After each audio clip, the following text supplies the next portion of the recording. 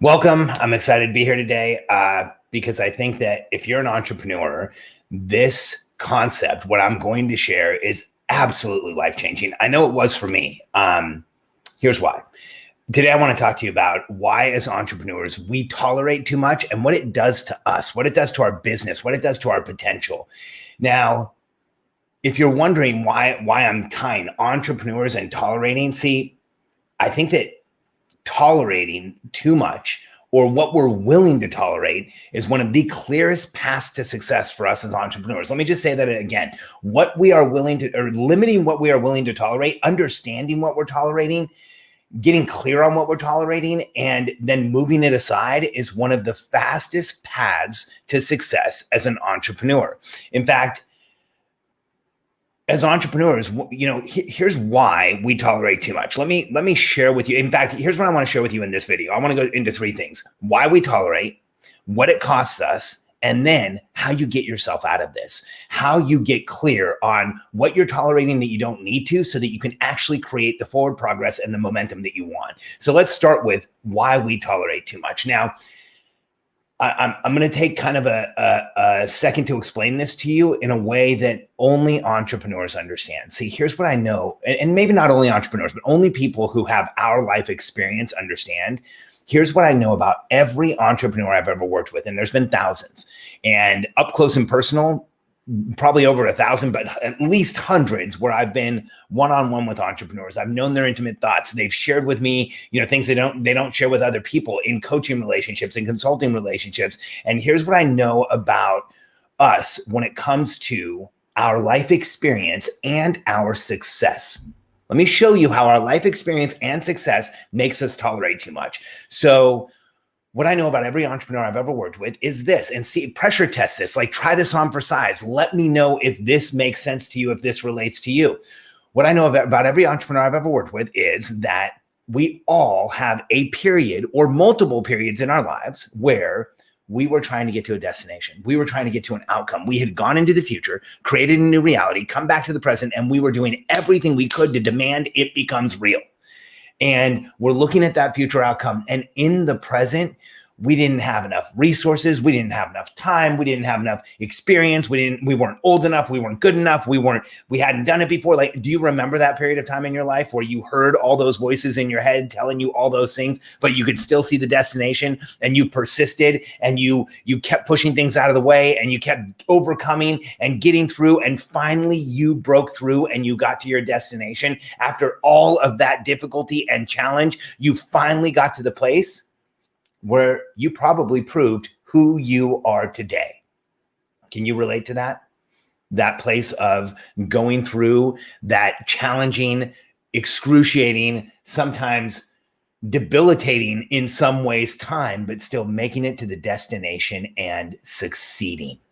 Every one of us as entrepreneurs has been through that, and it truly can be what defines us. For a lot of us, it is exactly what defines us. I know I am who I am today because I went through those times. Now, here's the challenge.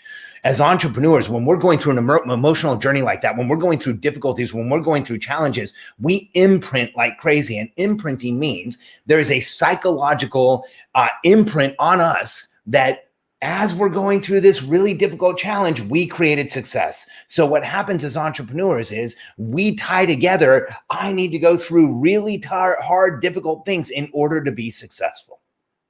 We convince ourselves quickly. It doesn't take much. This is, again, psychological conditioning, and it doesn't take more than a few times when you're in a high emotional state that when we go through this type of an issue, we actually link tolerating what is going on around us with our future success.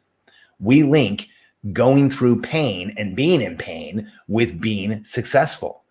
And the reality is that in some ways those links are real, but here's the issue. Once we've been through that journey once, we have increased how much we can tolerate. We put our thermostat for what we're willing to put up with is way higher. And then we start going out for another success. And here's the issue. We go after that next target, and now we start tolerating things that are unnecessary. We start tolerating things we don't need to tolerate. We start putting up with things around us that we shouldn't be putting up with. We start allowing pressure and noise in our lives for the volume to go up, to the place where it slows us down, to the place where we don't feel like we can move forward, to the place where it robs us of our momentum, because we continue to tolerate and put up with and let things happen around us, because we have this psychological conditioning that tells us that's how we're going to create success. But the problem is, as an entrepreneur, you have to get to the point where you are no longer willing to tolerate the pressure and noise around you so that you can actually be successful. Here's what it costs us. See, there's a simple 4-part equation that every successful entrepreneur has used throughout history. If you've heard my podcast before, you might have heard it. I share it all the time. It's called the contribution equation. I remember the day that the contribution equation downloaded to me. It was completely overwhelming. I was like, what can it really be this simple? Is this really how it works? See, as an entrepreneur, as a person, I've read a ton of books. My entire house is covered with books. And I've read a lot about success. I've read a lot about personal development, but I've read a ton of life histories, personal accounts, biographies, autobiographies, stories of successful entrepreneurs. And in those stories, here's what you find over and over again. Entrepreneurs followed the contribution equation to success in their lives, in what they did. And here's that equation. It's lowering pressure and noise first. So lowering the pressure and noise in your life, increasing the protection and support, so your strengths and abilities will show in a way they never have, and you can go make your greatest contribution. I'll say it one more time. You lower the pressure and noise in your life, increase protection and support, your strengths and abilities will show, and you will go make your greatest contribution. And see, the issue here is that our early lives teach us to tolerate. They teach us to put up with pressure and noise. Our life teaches us to put up with pressure and noise. We go through these experiences where we start to correlate. The more pain I'm in, the more successful I am. Who can relate to this? I know I've done it. It took a tremendous amount of research and learning and seeing the stories of successful people and consolidating all of those stories into this shortcut called the contribution equation, where here's what I realized.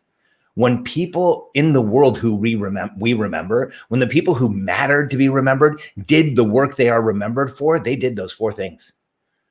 They radically and dramatically lowered the pressure and noise in their lives. For some, this meant they stopped being around people, places, and things that they were difficult for them. For some, this meant they focused like crazy and got rid of everything else in their lives. For some, this meant that they changed their environments. They went somewhere else. They changed the people that they were around. They first lowered pressure and noise. The second step was they got real, they got vulnerable, they got clear on what they really needed, and they increased protection and support by transparently telling the people around them what they needed. And as they did those things, lowered pressure and noise and increased protection and support, their strengths and abilities just show up. As entrepreneurs, we think we need to go out and fix ourselves. We think we need to go learn stuff so that we're better. We think we need to improve ourselves in order for us to get to where we really want to go. And in some places, in some cases where we need specialized knowledge, that may be true. But if you take a different approach and you lower the noise in your life like crazy, you shut it out, you get rid of the people, the places, the things that are slowing you down, and you increase protection and support in your life. You transparently let the people around you know what's going on. You stop letting people meet your representative where you're using a veneer and not telling them what's really happening, and you actually tell people what's happening. You will show up in a different way in the world. Your strengths and abilities will show, and you will go out and make your greatest contribution. I want to be very clear when I say that. I'm a business coach, and I believe in enterprise. I'm a capitalist. I'm one of the deepest rooted capitalists that I've ever met. I actually believe capitalism is one of the most incredible transcendent systems in the world. Capitalism allowed us to create fiat currency where I can give you money so that you can give me value and contribution. I can pay you to help me with shortcuts to get something faster, to get a product that I can't get, to have resources. Prior to the capitalism, I had to take that by force, and one of us was going to lose. Capitalism has allowed human beings to exchange value across the entire world. I am a 100% capitalist, and a passionate one at that, if you can't tell. So when I say lower pressure and noise, increase protection and support, your strengths and abilities show, you'll go make your greatest contribution. The way I look at it is, in a world where people vote with their dollars, capital flows to the greatest contribution. So go make the contribution, the greatest contribution you can, and you will have all the money you ever needed. Every person I know who has extraordinary wealth has helped a huge amount of people. Capital flows to contribution. Unless there's like governments and bureaucrats and red tape involved, then sometimes capital flows to crap. But in a world where people vote with their dollars, whereas entrepreneurs were out there, capital flows to the greatest contribution. And so when we're tolerating too much, when we're putting up with too much, it costs us so much. It actually, when we tolerate, the pressure and noise in the background goes up. And here's what I know about us as entrepreneurs. When pressure and noise is high in our lives, everything we do is more difficult for us. Think about that. When you have been overwhelmed by the day, when there's too much going on, when there's been an accident in the morning or a challenge or an issue, or when you have too much tactically coming after you, isn't everything in the world harder? So doesn't it make sense that if you lower the pressure and noise to the point where you've never had it so low before, that everything in your life will get easier?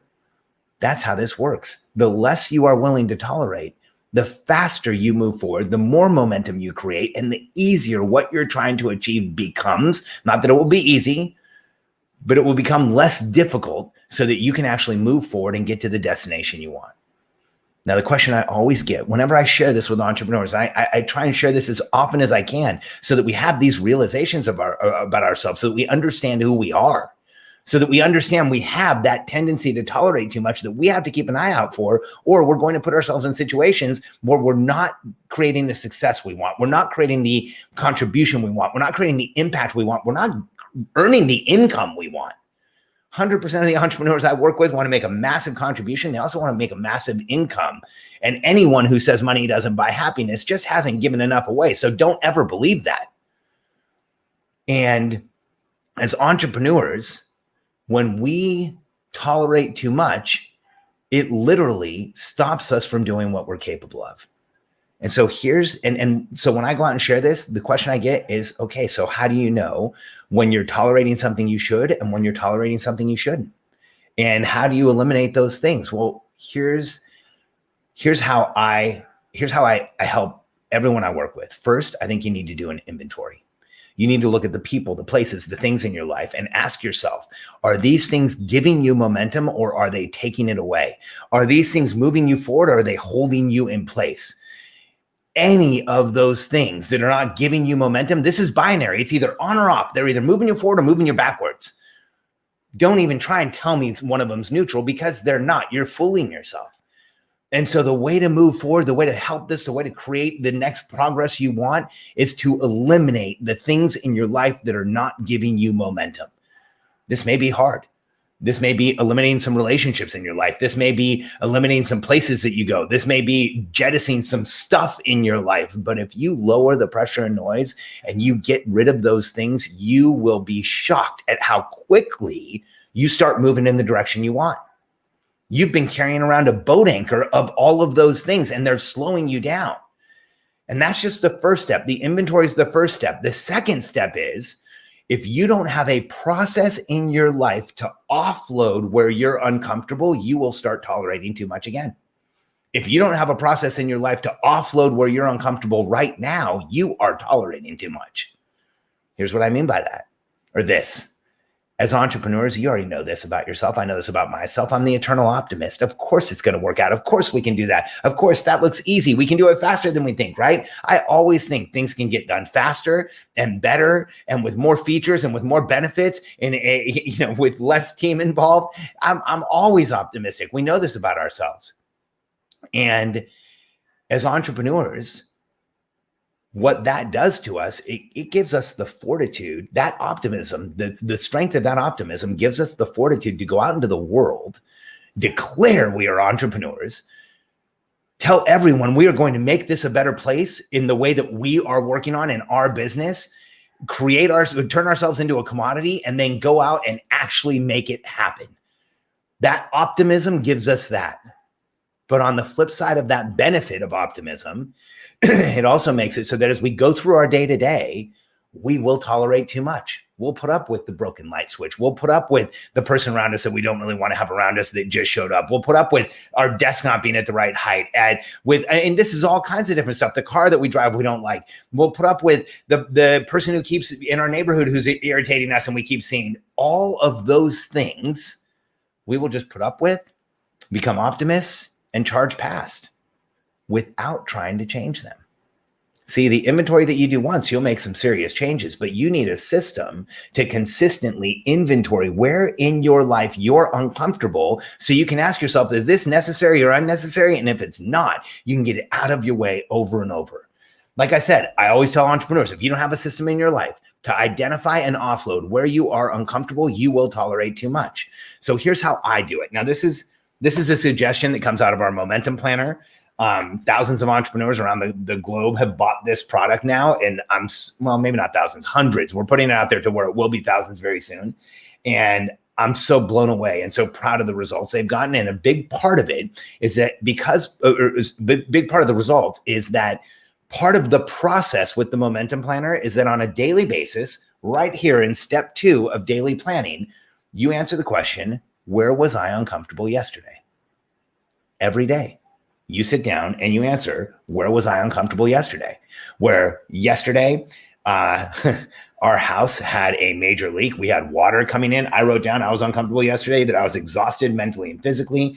We had house issues with water. I didn't feel like we were adequately prepared, and I want to do better next time. But I wrote all of that down in where I was uncomfortable. Why?